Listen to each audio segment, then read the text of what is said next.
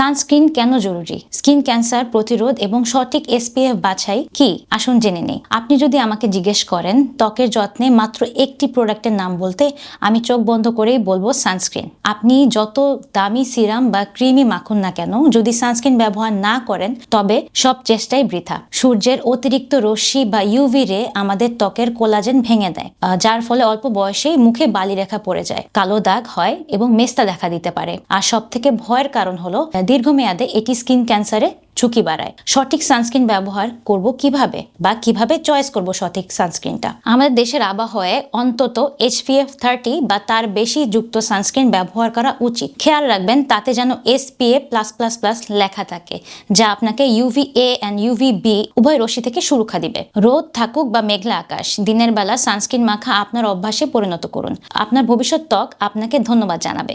সবাই ভালো থাকবেন, সুস্থ থাকবেন। আসসালামু আলাইকুম।